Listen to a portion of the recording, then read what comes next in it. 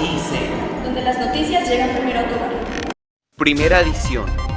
Desde el Centro de Noticias HIC, donde las noticias llegan primero, presenta Vanessa Arizala y Diego Velázquez.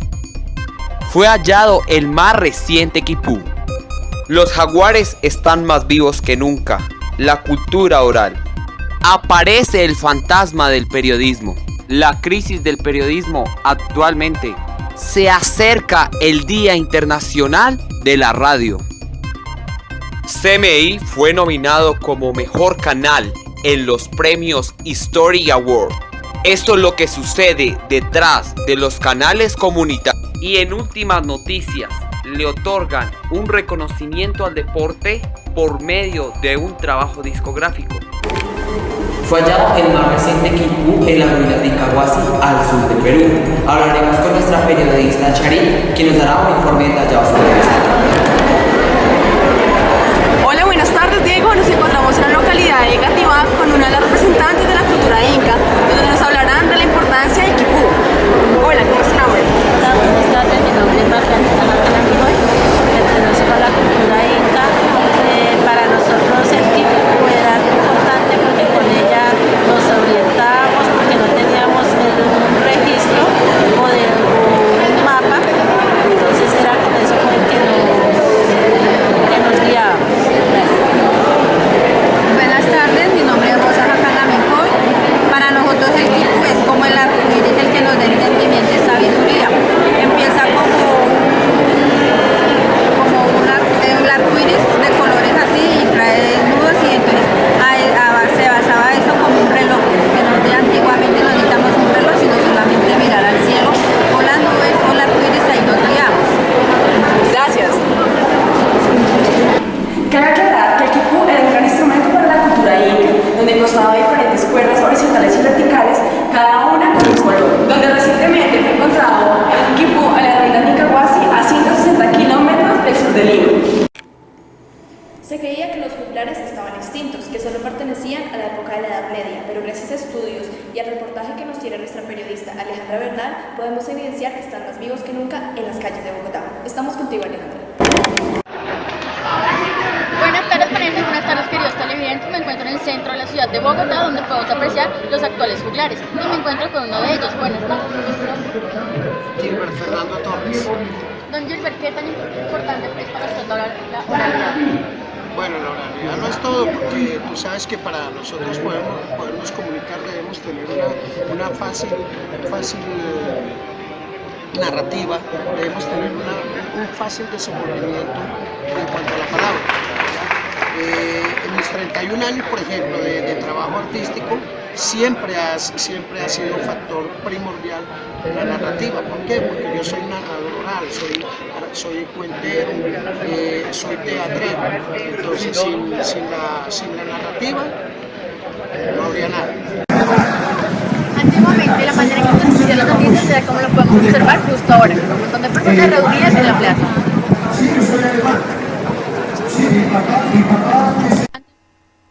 Antiguamente, la oralidad era más importante que la escritura, y la forma de transmitir la información de generación en generación era a través de cuentos, coplas o canciones. Esta función la tenían los juglares. Los cuenteros son personas que cumplen la misma función de los juglares, pero en la actualidad. De este modo, en el que se reúnen las personas ahora, lo hacían en la Edad Media, para recibir el conocimiento heredado. Los escritos no eran muy comunes, así que la palabra era de gran valor, pues esta era indispensable a la hora de hacer acuerdos. Era muy famosa la memotecnia, ya que los mensajeros debían aprenderse los recados al pie de la letra para no equivocarse, pero esta información no era muy confiable, ya que los mensajes siempre terminaban siendo mediados al malinterpretados. En la Edad Media era poca la población alfabetizada, ya no se sabía leer pero no escribir. Los reyes contaban con sus propios escribas. A mediados del siglo XII se incrementa el uso de las cartas, surge la moneda y con este aumenta el comercio. La mayoría de escritos pertenecían a la iglesia y el invento de las gafas aumentó la vida útil del lector. Luego de esto, la cultura oral deja de predominar, pues la forma en que la sociedad empieza a concebir los cantos y los escritos es otra, y se empieza a concebir lo que es la alfabetización en masa. Al mismo tiempo, la impresión de la Biblia y la pornografía se hacen presentes para mostrar una nueva manera de presentar las diferencias y similitudes que se tienen ante los conceptos conocidos.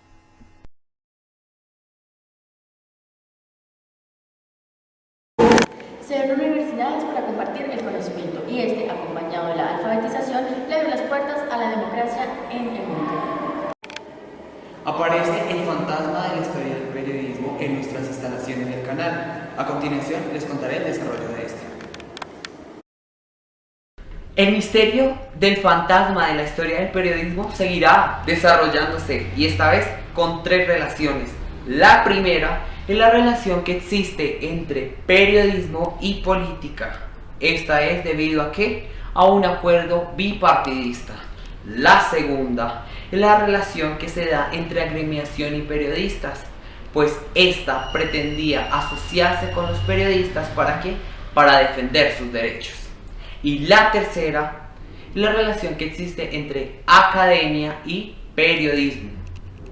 Esto se da en la época de los 60, donde el Partido Conservador y el Partido Liberal se unieron para llegar a un acuerdo. Este acuerdo es conocido como el Frente Nacional. Este acuerdo se da en el año de 1958 a 1974, donde gobernaba Gustavo Rojas Pinilla, que pretendía utilizar los medios ¿para qué? Para difundir sus ideales de política corrupta, donde el pueblo no tenía otra opción de seguir. Sin embargo, el periodismo fue el que se encargó de contar las consecuencias que tuvo esta grave decisión. Por otro lado, el periodismo se consolida como una carrera profesional en la educación superior. Todo esto suena bien, ¿verdad? Pero como todo, siempre tiene algo que lo detiene. Y fueron 3 cosas. La primera fue el desacuerdo entre ideales capitalistas e ideales comunistas, es decir, Estados Unidos, Unión Soviética, quienes querían difundir su pensamiento alrededor del mundo. Pero pues se dio una disputa entre estos dos, algo que no trajo resultados positivos. La segunda es la censura a ciertos periodistas. Pues claro, al gobierno no le convenía que se supiera la verdad, por ende eran censurados y callados. En otras palabras, eran asesinados. Y la tercera fue el avance tecnológico, pues en esa época se desarrollaba un periodismo escrito, que con el paso del tiempo iba a evolucionar a un periodismo radial. Gracias. Ahora, teniendo en cuenta el manejo de medios en la actualidad, hablaremos de la crisis del periodismo. Nuestro periodista Camilo Jauregui nos dará una visión más detallada de lo que fue este importante hecho. Bien, me encuentro aquí en el barrio Minuto de Dios realizando bastantes entrevistas acerca de la crisis del periodismo actual. El periodismo ha sido históricamente, como muchos ya saben, el cuarto poder encargado de fiscalizar a quienes lo ejercen. Sin embargo, América Latina se caracteriza por la poca diversidad en la propiedad de los medios, lo que muchas veces se deriva en poco pluralismo. Adelante con la entrevista. Bueno, ahora hablando un poco más de la crisis del periodismo, cuéntanos, ¿qué nos puedes decir tú acerca de la crisis del periodismo actual? Bueno, considero que el problema del periodismo o la crisis como tal radica en 3 conceptos básicos: alienación, levedad y manipulación mediática. Te voy a decir por qué. Siento que estamos en una era, ¿cierto? Que a pesar de que estamos invadidos de muchos dispositivos, ¿cierto? Estamos sobre un discurso de información solo por información, cantidad versus calidad. Entonces, finalmente, la reflexión o la invitación es a los periodistas a que realmente se pregunten cómo la información que están dando, ¿cierto? El contenido, el cubrimiento de las noticias realmente está llevando a una movilización social y no solamente a ocultar, ¿verdad? Información o a omitirla, que es prácticamente lo mismo, solamente por la presión de los monopolios comunicativos que hay hoy en día. Porque considero que también una transformación fundamental es el hecho que en todo el tema de la globalización los medios de comunicación pertenecen a grandes empresas, ¿cierto? Y también a grupos políticos. Entonces también nos lleva a preguntarnos, bueno, pero ¿cómo ejercer un periodismo ético, ¿cierto?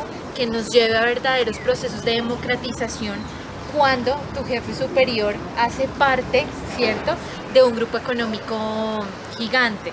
Les voy a poner un ejemplo, la W, patrocinada por Pacific Rubiales.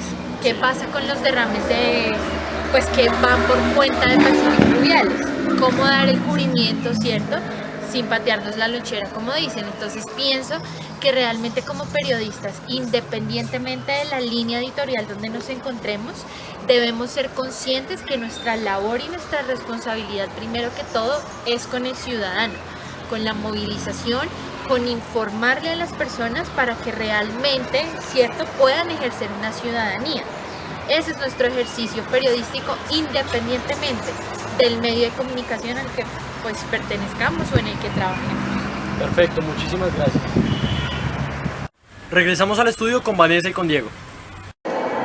En otras noticias se acerca el Día Internacional de la Radio. A continuación daremos el recorrido histórico de lo que fue y lo que hoy es el día la radio. Los primeros antecedentes de la radio debemos situarlos a principios del siglo XIX, cuando Alessandro Volta inventó la pila voltaica con la que se podía producir electricidad. Desde ese momento empezaron a construirse los primeros telégrafos, que eran unos aparatos arcaicos que posteriormente fueron evolucionados por Samuel Morse. En 1875, Graham Bell fue el primero en conseguir que los sonidos pudieran escucharse a través de un cable. El descubrimiento y la medición de las ondas electromagnéticas propició la creación del primer receptor de radio. Sin embargo, fue Marconi el que permitió con sus conocimientos que las señales sonoras pudieran propagarse hasta unos 20 kilómetros. Sin duda, todo un logro para la época. Entrados en el siglo XX, Alexander Fleming y Reginald Fissenden con sus aportaciones permitieron la transmisión de la voz humana. Este supuso verdaderamente otro momento cumbre de la época, puesto que significó el comienzo de la radio que conocemos hoy en día. Me encuentro en la emisora Minuto de Dios junto al señor Freddy Cubillos. Buenas tardes. Hola, ¿qué tal? Un saludo muy especial. ¿Cuál cree que es el aporte de la radio del país? Bueno, el aporte de la radio del país, a pesar de que muchos dicen que ha bajado la escucha por parte de los oyentes en la radio, porque ya se ha vuelto como más por la tecnología, ya la gente como que tiene la opción de escoger su música, lo que quiere escuchar, pero la radio obviamente sigue siendo una de las banderas, digámoslo así, para expresar y para dar a conocer todo lo que sucede a nivel nacional y mundial. El aporte del país, pues obviamente es un aporte donde todavía se interactúa, donde todavía la gente hoy en día ya se da más participación al oyente, que opine. Antes era que lo que decía el locutor era palabra sagrada. Entonces ahorita creo que se ha abierto un poco más el espectro para la participación de la opinión de los oyentes referente a temas de verdad. Y por último, ¿qué métodos utilizaban antes para hacer una nota radial? ¿Era más compleja como lo es hoy en día? Sí, claro, porque antes se manejaba el cassette. Antes se manejaba en la parte técnica, sí, claro, se manejaba más el cassette o la grabadora de carrete abierto, que eran con unas cintas grandísimas, y los métodos de llamar o por teléfono, que es una entrevista. Y ahorita pues hay la facilidad de que quiero entrevistar a alguien, es por internet, me enlazo con ellos o les digo, vea, mándeme una nota grabada que quiero que me hablen sobre esto. Sí, obviamente que ha mejorado y ha facilitado el trabajo de los periodistas. En este caso, antes, cuando tú ibas a una transmisión, iba el conductor de la móvil, iba el transmisionista, iba el ayudante transmisionista, iba el periodista. Eran 4 o 5 personas que se montaban en una móvil, ahorita van 2 personas, iba el conductor, y eso a veces cuando le ponen conductor, iba el periodista que tiene que saber y tener la capacidad de enlazar un punto donde se encuentra un punto de transmisión. Por la misma tecnología no es tan complicado ya hacer un enlace, digamos así, con la móvil. Bueno, muchísimas gracias, señor Fede. Bueno, a todos ustedes un saludo especial, Dios los bendiga y chao, chao. Volvemos a estudio. Operación sobre desarrollo en aguas del Pacífico. El cargamento incautado pertenece presuntamente al clan Moscú. Un buque y varias lanchas rápidas de la Fuerza Naval del Pacífico participaron en la persecución de este semisumergible. Al sentirse atrapados, los tripulantes aumentaron al máximo la velocidad gracias a varios motores adicionales que habían instalado. Bueno, hoy nos encontramos en las instalaciones del canal de CNI con Gina Acuña. Hola Gina, ¿cómo está? Muy bien. Bueno, Gina, ¿cómo cree usted que ha evolucionado la televisión hasta el día de hoy? Bueno, la evolución es evidente. La televisión ha tenido unos grandes pasos a medida que ha ido pasando el tiempo en cuestión de tecnología, imagen, en calidad de interpretar, de entregar. Esto ha sido algo que pues, por décadas ha sido evidente y muy, pero muy beneficioso para todos. Bueno, piensa que a través de este importante medio de comunicación como lo es la televisión, aparte de informar, también sirve para servir a la comunidad y ayudarla. Pero por supuesto, la televisión es una gran herramienta para poder dar a conocer cuáles son las problemáticas del país y del mundo. Entonces, de esta manera podemos abrir una polémica pública para que las personas sepan y se enteren de lo que está pasando, sobre todo los noticieros informativos, para que podamos cambiar la realidad y sepamos y no tengamos los ojos vendados ante el mundo. Bueno, para usted, ¿cuál cree que es la incidencia que ha tenido la televisión en Colombia? La incidencia de la televisión como tal, sobre todo los medios de comunicación televisivos, ha sido impresionante. Ha sido determinante para la evolución de todo lo que ha venido pasando en el país, la parte política, la ciencia, la tecnología, la salud. Todo ha ido evolucionando de la mano con la televisión, por supuesto, porque es la herramienta principal que nos da el poder para poder entender y para poder estar más al día, impregnados y más conscientes de lo que sucede día a día. Bueno, y por último, ¿le gusta ejercer esta profesión de periodista en el medio de comunicación? Pero claro que sí, yo aquí soy feliz. Hola, de ahí. Bueno, gracias a nuestra presentadora Gina Acuña por concedernos esta entrevista para el noticiero Grande. HIC. Gracias a la televisión pudo surgir este canal y como podemos ver trabajan con mucho profesionalismo y el contenido manejado es bueno y nos indica que fue una buena nominación. Siendo la 1:30 de la tarde, nuestra reportera Leslie Bustillo registra ahora mismo un hecho en la ciudad de Bogotá. Cuéntanos, Leslie, ¿qué está pasando? ¡Sí a los canales comunitarios!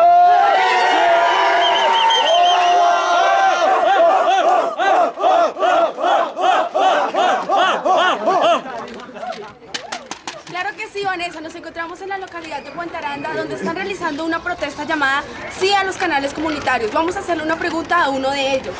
Buenas tardes, ¿cómo es su nombre? Mi nombre es el Brian. Soy de la localidad. Cuéntenos, por favor, el fin por el cual realizan esta protesta. Porque necesitamos nuestra opinión. Necesitamos que la gente aquí sepa que nosotros existimos. Nuestra opinión, que nosotros también somos personas y también somos como ellos. ¿Cree que con este tipo de manifestaciones van a ser escuchadas? Sí, claro, obviamente, porque aquí estamos nosotros y somos la voz del pueblo. ¡Fuerza pública!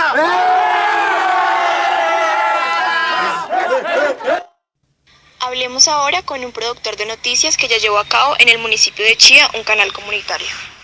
Bueno, estamos aquí con el señor César Augusto Rueda en Litechía. Nos ubicamos aquí. La siguiente es hacerte una entrevista acerca del canal comunitario Litechía. Entonces, básicamente, es que nos expliques cómo comenzó Litechía. Bueno, Gabriel, un saludo a usted. Específicamente, Litechía nació como canal comunitario por la inquietud de varios habitantes del municipio de Chía, varios líderes que se reunieron, realizaron la propuesta, reunieron papeles ante la Comisión Nacional de Televisión y pudieron llevar a buen fin y buen término la construcción del canal. Evidentemente hubo unos recursos que se invirtieron en la parte técnica, lo que es antenas, porque como tal Litechía es canal comunitario de producción propia, pero también funciona como parabólica en el municipio de Chía. Quiere decir que tiene una parrilla de canales, tienen en este momento 57 canales, conformado por 7 canales codificados y 49 canales incidentales. Nos encontramos una vez más en otra nueva emisión deportiva. En esta emisión quiero regalarles un dato muy curioso. La Fonoteca de Señal Memoria publicó su nuevo trabajo discográfico llamado Historias de Larga, en donde en uno de sus capítulos lo titularon La historia deportivamente. Jimmy García, locutor y comentarista en referencia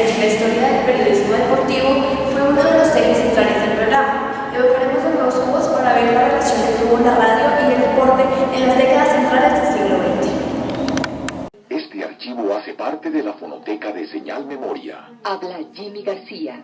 Al comienzo la radio, en la parte deportiva, se dedicó especialmente al boxeo y al béisbol, porque era lo que en ese momento tenía más auge, más importancia, no solo a nivel nacional, sino a nivel internacional. Este archivo hace parte de la fonoteca de Señal Memoria. Así se despertó la pasión que hoy convoca las grandes mayorías en torno a un interés en común. El deporte, como ninguna otra actividad o expresión cultural, ha sido decisivo en la configuración de un interés internacional.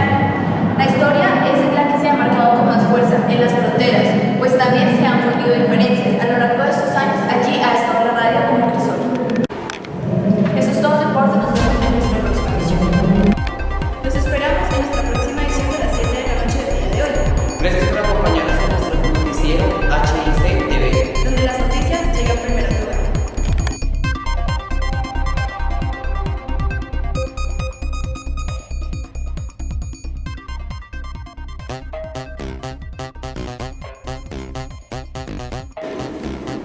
Hablamos sobre los diferentes de las diferencias, de los diferentes no, de la diferencia que difiere son los diferentes.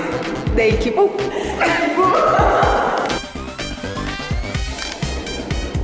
Los esperamos en nuestra próxima edición de las 7 de la noche del día de hoy. Gracias por sintonizar.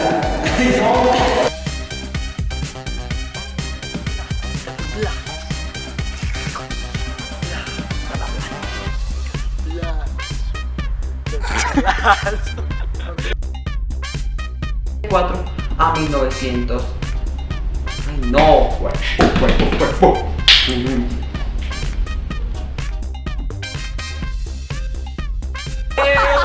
¡Cuchillo! ¡Pa' matarte! ¡Es un loco y no cogeo!